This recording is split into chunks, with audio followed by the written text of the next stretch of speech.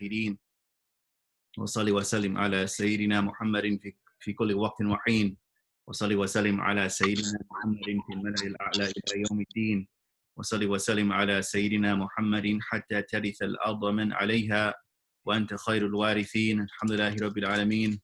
نويت التعلم والتعليم والتذكر والتذكير والنفع والانتفاع الإفادة والاستفادة والحث على التمسك بكتاب الله وسنة رسوله صلى الله عليه وسلم والدعاء إلى الهدى والدلالة على الخير ابتغاء وجه الله مرضاته وقربه ثوابه سبحانه وتعالى.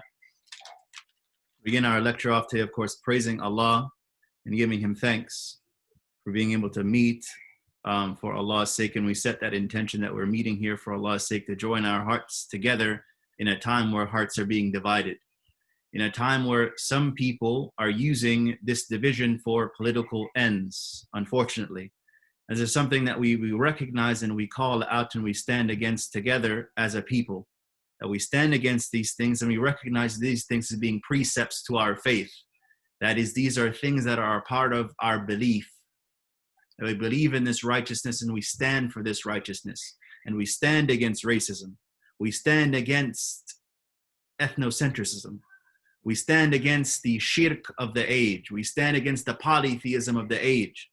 And of course, this polytheism, as we should understand it, it's an idol. It's an idol. An idol, we shouldn't understand an idol as being, a thing of worship, as being something that's just a statue or something that's just made out of wood. We should understand it like this. Sometimes statues can be ideas, right? Sometimes statues can be like white supremacy. Sometimes statues are idols. Shirk can be racism. This is how we understand it as Muslims. Is very, very important. Sometimes we think that our Islam is here, Tawheed, belief in Allah, it's over here. And then social activism is over here. No, right? Our activism in Islam our activism is inspired by our belief in Allah. And our ethics inspire our activism. And our ethics govern our activism. Very, very important lessons in this day and age. That when, as a Muslim, when we approach these affairs of race, affairs of white supremacy, affairs of systemic racism, these are words that we shall also get to know and educate ourselves about. That when we look at these affairs, we look at them through a lens of Iman, one of Tawheed, one of understanding that Allah is our creator, that we have to turn back to that and use that as a point of departure. That has to be our departure as Muslims. Very, very important. And we stress these things because we live in an age of confusion, an age where we are being influenced by things that we often don't even pay attention to. I posted an article, and this is not the khutbah, what we're talking about now. This is just a preface to the khutbah. Inshallah, we'll start the khutbah shortly. But this is a preface. We just wanted to talk about a few things. Of course, we know a lot going on in our country today, right? So we have to have the proper perspective on what are we looking at? How do we answer this as Muslims? So we live in an age of confusion. I recently posted on the group, me, myself, I was caught up in the confusion. I reposted an article which was fake. I didn't recognize it to be fake, but it was fake. Inshallah, the actual article has actually been taken down. I guess the Chinese government decided to take it down, subhanAllah. But I took screenshots. Inshallah, I can share it with anyone or post it on the group. But fake article. And it's designed to stir up emotions. It's designed to basically make us imbalanced and give us anxiety, to worry about the future, right? And all of these things going on in the media, basically you can consider it to be the antithesis or the opposite of Islam, the opposite of submission, the opposite of wellness, the opposite of equilibrium and balance in terms of just humanity, the opposite of Islam, the opposite of what Allah is calling us to. This is how we frame these affairs. This is very, very important. We live in a day and age where, of course, everybody's free to express themselves and bring what they're bringing to what we call the marketplace of ideas. So this marketplace of ideas is that everyone can express themselves, and that the person that comes to the marketplace with let's say the best argument, that people will gravitate towards that.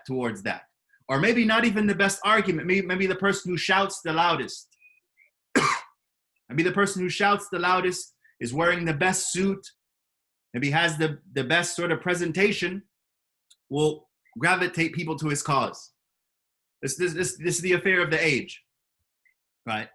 So people are bringing things into this marketplace of ideas. We can study this concept, marketplace of ideas. And that as Muslims, we have a set of ideals. And that we have to study our religion and bring these things to the marketplace. Show people a new way. Show people the love of Islam, the compassion of Islam. People are suffering, they need it. And we should be careful as Muslims not to just buy into what everyone else is doing. Let's not buy into the different movements that are out there today. And we want to be clear here. We stand with the movements that want justice. We stand with the movements that want change for the better, define change, not any loose sort of change, not any undirected sort of change, not anarchic change. We don't stand with those people, but we do stand with directed change. Change that has higher aims and objectives that everyone agrees upon. Racial justice, for example, can agree on that. We come together on that, right? But we mention these things because we live in an age where some people just want to stir things up and bring things into a marketplace of ideas, and with ideas that are inherently corrupt. Ideas that are inherently designed by people with opposite perspective on Islam, different from ours. Some of these people have ideas of Marxism, communism, and different sort of ideologies, and we have to recognize this as Muslims. Not recognizing these things over the past, let's say, 200 years has wreaked havoc on our ummah.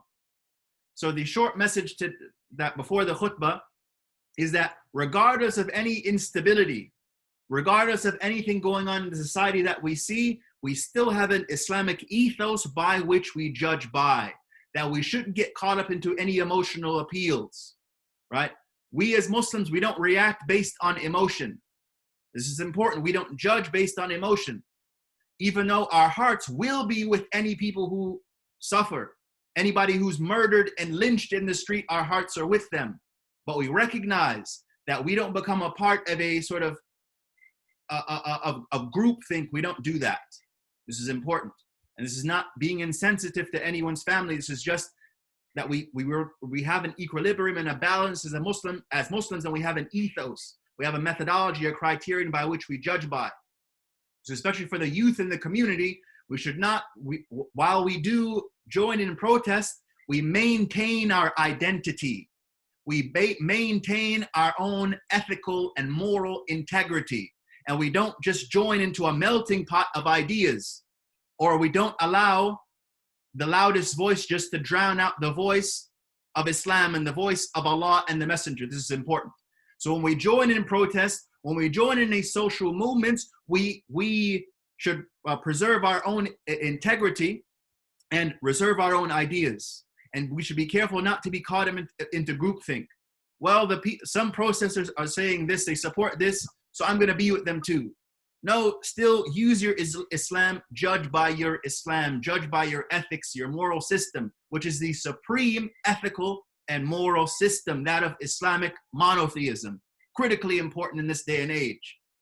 That we live in an age where sadly enough, some people, as it's been happening, some people will use these events, they will use the murder of George Floyd for nefarious purposes.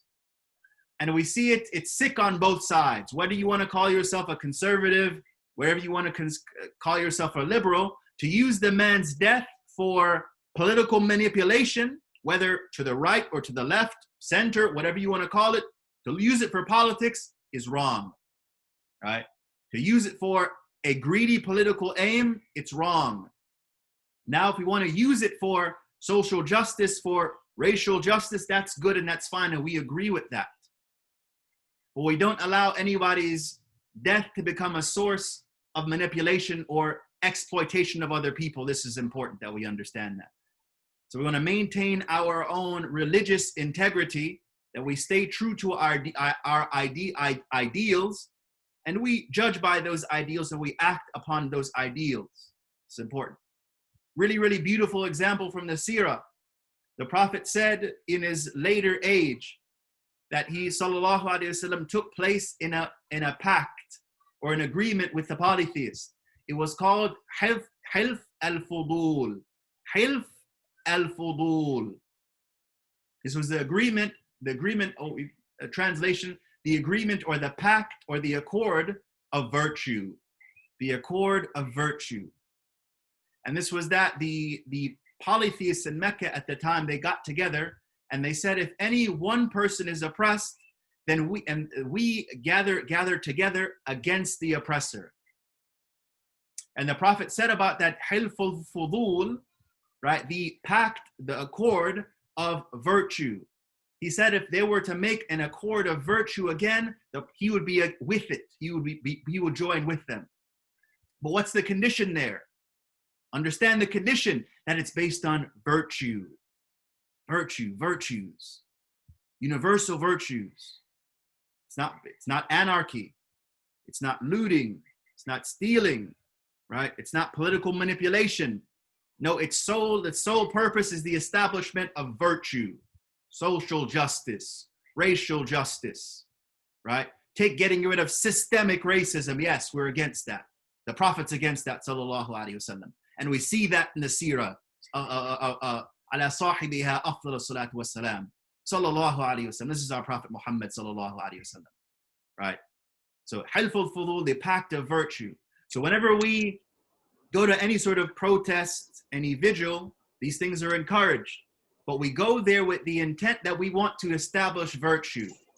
We're not going there just to say, and I don't mean to be offensive, but sometimes as Muslims, we don't know what we have. We don't know the quality of what we have. We realize that we have a superior product.